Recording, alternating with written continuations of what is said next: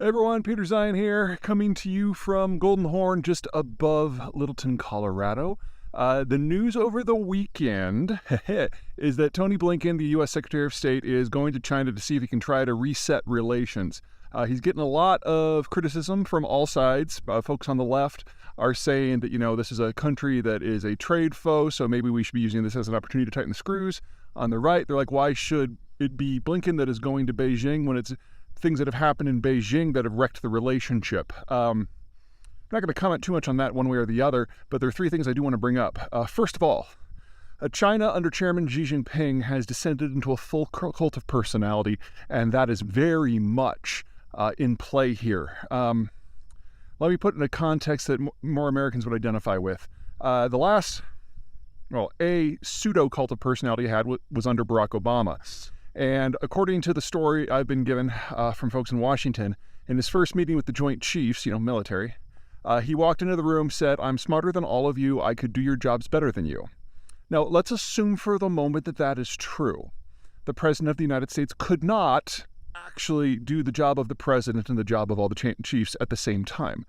And Chairman Xi has now prosecuted or purged everyone within the People's Republic who is capable of conscious thought, including in his inner circle. He has no confidants. He has no advisors that matter. It's just him. And in that sort of circumstance, we are seeing catastrophic decision-making across the length and the breadth of the Chinese system, because nobody in the bureaucracy wants to act unless they're given direct orders that are very clearly from Xi personally, or you get zealots who think they're interpreting the propaganda on his behalf and doing really crazy shit. In this sort of environment, having normal diplomatic relations is impossible because there's no cadre of people to take the broad stroke guidance that the premier in this case provides and translating that into day-to-day actions. So a great example is the Chinese had an opportunity a couple weeks ago, 1 week ago, recently, to meet with the U.S. Secretary of Defense and work out some confidence-building measures to avoid catastrophic confrontations and mistakes.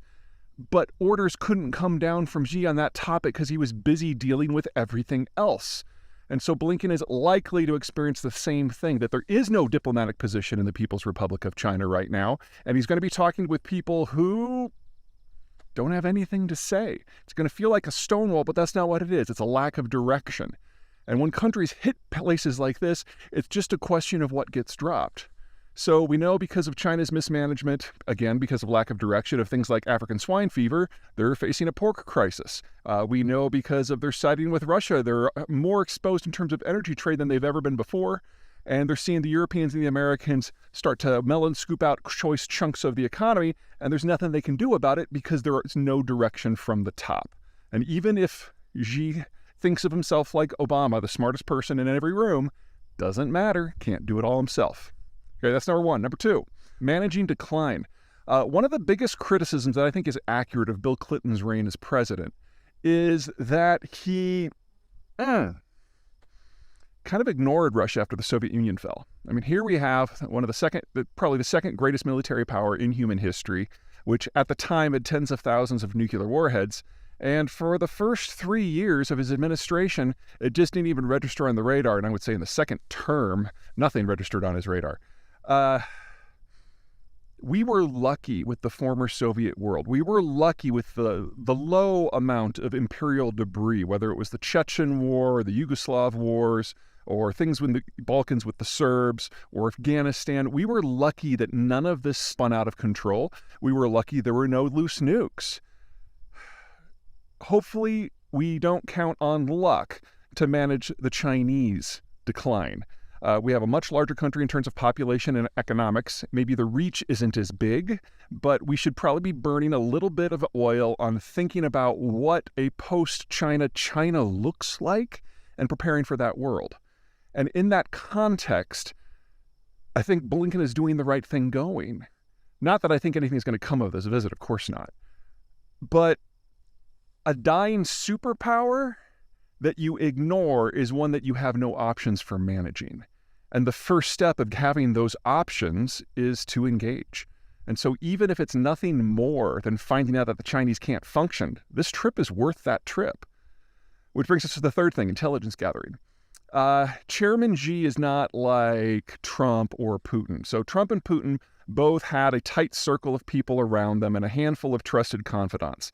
Now, the Russians were able to take advantage of this for Donald Trump because Donald Trump kept using his presidential phone to call these friends on their civilian lines. And so the Russians were able to hack and tap into Trump's circle of friends because they couldn't tap the White House themselves. Gave them a pretty good look into all things White House for 4 years. And in the case of Putin, he's got a half a dozen people in his inner circle, and the United States has thoroughly penetrated their email, their faxes, their meetings, their calls, everything. Xi doesn't have that vulnerability. Xi is a one-man show now. There is no one who's in his inner circle. There's no one whose phone you can tap. He doesn't have conversations with anyone. You can't even tap his phone. And that means our only decent window into what's going on in China at the top is to engage directly as high up the pyramid as you possibly can, which means we shouldn't think of Blinken's trip primarily as a diplomatic visit. We should think of it as intelligence gathering in one of the very few ways that it even matters in China anymore. Okay, that's it for me. You guys take care.